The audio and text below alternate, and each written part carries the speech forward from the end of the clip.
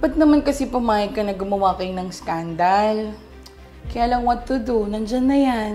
Siguro mahal mo lang talaga siya, kaya pumayag ka na gumawa ng ganon with him. But instead of stressing yourself, why don't you do something? Take some legal actions.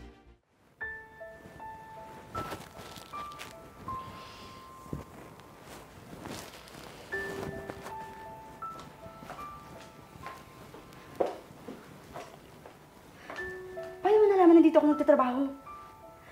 Lubayan mo na ako, please. Patahimigan mo na ako, JR. Madali lang naman akong kausap eh.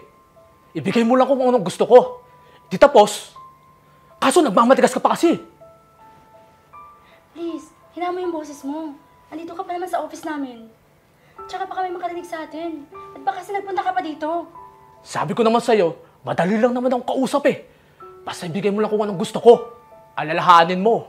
Nasa akin ang video mo. Pwede kong ikalat yun. Kung hindi ka sumunod sa akin. Please, huwag mong gawin yan. Masisira ang pangalan ko pag ginawa mo yan. Ganun pala eh. So, puntahan mo ako ulit mamaya sa bahay ko.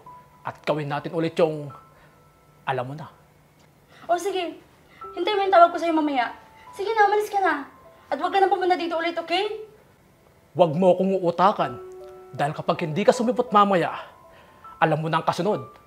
Hindi ako nagbibiro, Chris!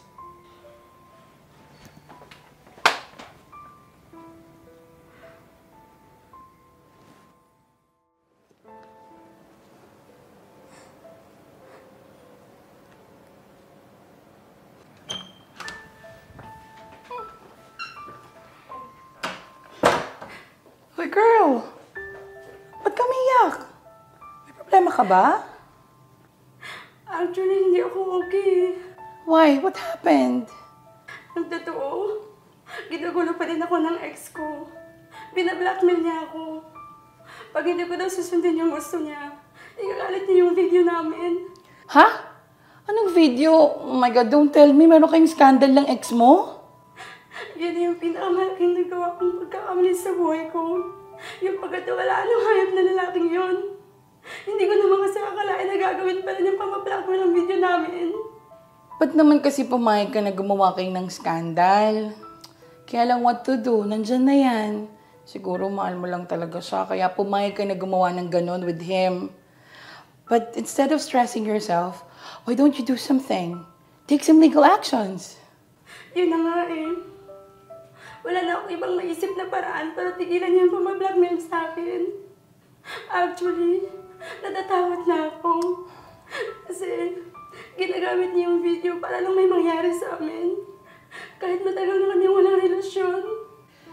Alam mo, feeling ko obsessed na sa'yo ang ex mo. What if i-report mo na lang kaya para tigilan ka na niya? Teka, may mga conversations ka ba na tinatakot ka niya dyan sa phone mo? Oo, meron. Oh. Hindi ko dinidelete yung konvo namin. Kasi alam ko, panlaban ko yun, ebidensya laban sa kanya. Then that's it. Ano pang inaantay mo, girl? I-report mo na yan sa police para matigil ang demonyong yan. At para hindi niya na magawa sa ibang babae yan. And kung pwede sana, sa susunod, huwag ka na basta-bastang nahuhulog sa mga lalaking gumagawa ng ganyan. Oo, hindi na. Salamat. Uy, tama na, Chris. Don't worry, you'll be fine, okay? Nandito na ako. Siguro naman naniwala ka na may isang salita talaga ako. Mabuti naman. Akala ko, magmamatigas ka ulit sa akin eh. Dahil kapag ginawa mo ulit yun, ikakalat ko na talaga ang video mo. Tandaan mo, wag na wag mo kong ginagalit. Huwag kang kilos ng sama. Sumama ka sa presinto. May karapatan ka kumuha ng abogado para ipagtanggol ka. Teka sir, ano kasalanan ko? Etong biktima mo, may hawak siyang ebidensya laban sa'yo. Kaya huwag ka nang pumalag. Tigilan mo na yung pambablackmail at pangbabasa sa tulad kong babae. Lahat ng kasamaan may hangganan. At sisiguraduhin kong pagbabayaran mo lahat ng ginawa mo sa akin. Teka, baka pwede pa natin pag-usapan to. Nagpa ko lang naman yung kasi. Tama na! Wala nang maniniwala sa'yo. Sumama ka na sa kulungan at magbulok ka doon. Sige na po, sir. Ikulong na po ninyong lalaking to.